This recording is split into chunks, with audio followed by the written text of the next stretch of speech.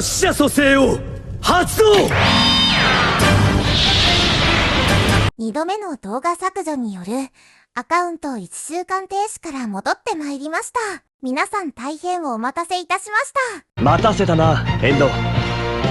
つもお前は遅いんだよ。つまり過激すぎる HH シーン8選は YouTube 公認の動画となりました。動画を再生したな、金を払え。今回は詐欺師でありながらナンバーワンヒロインとの呼び声高い超人気キャラ怪奇でイシューについて解説していきます。俺は偽物だ。怪奇は葬式帰りの喪服を思わせるような漆黒のスーツを身にまとった中年の男であり、出会う人物のことごとくに不吉と称される吸血鬼のような風貌で、初登場時は得体の知れない不気味さを放っていました。そんな彼の正体は怪異退治を生業とするゴーストバスターであり、各地を転々としながら怪異に悩まされている人間を助けて生計を立てています。過去には怪異に苦しむ戦場ヶ原ひたぎを救おうとし、根本の問題の解決には至らなかったものの、当時の彼女の大きな支えになりました。怪しい見た目に反して、本人は弱きを助け強きをくじく正義の心の持ち主。何かにつけて金銭を要求するものの、実際は困っている人を放って歯をけず、無償で働くことが多く、人を助けて各地を転々としている。失礼、噛みました。ついうっかり鈴木さんの話をしていました。本来の彼は詐欺師であり、子供から金を騙し取ることも厭わない、どうしようもない小悪党であり、命より金の方が大事ということを本気で心情にしており、それが全てにおいて優先されます。怪奇は過去に戦場ヶ原を騙し、さらにカレンちゃんに囲い火鉢を施し、影縫いさんに月日ちゃんの存在を教え、直江津に根を張り、中学生の間におまじないを流行させると、暦にとって因縁の敵である。怪奇は詐欺師というだけあって、終始上辺だけの捉えどころのない発言をし、それが本心であるのか嘘なのか、聞いている者を惑わせます。彼は嘘や作り話に端を発するような偽物の怪異を専門としますが、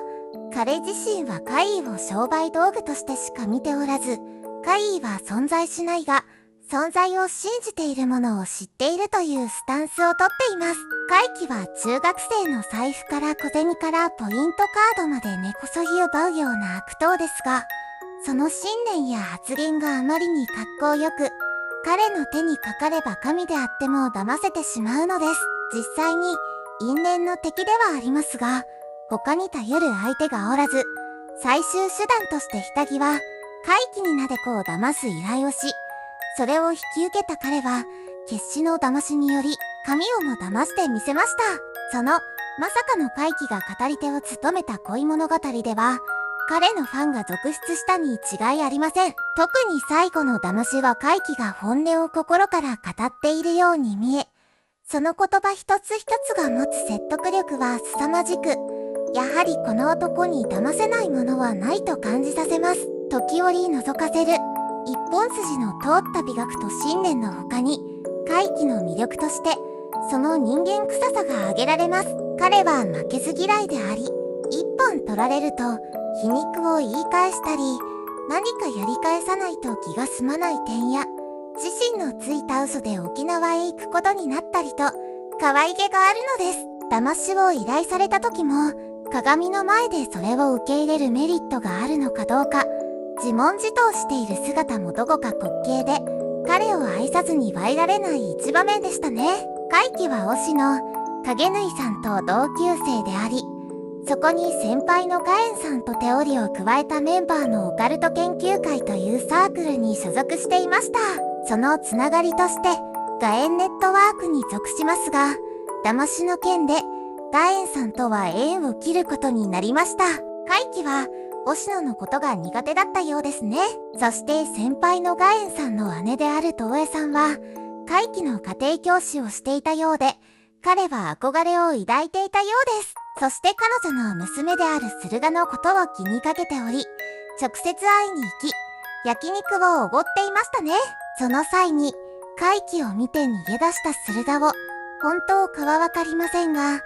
陸上部で砲丸投げをしていた彼が編み出した独自の奏法、怪奇ストライドであっさり抜き去るほどの卓越した身体能力を持っていることが伺え、肉を焼いてあげるなど、身内への甘さと真摯な様子はギャップがありました。ここからは怪奇に関して、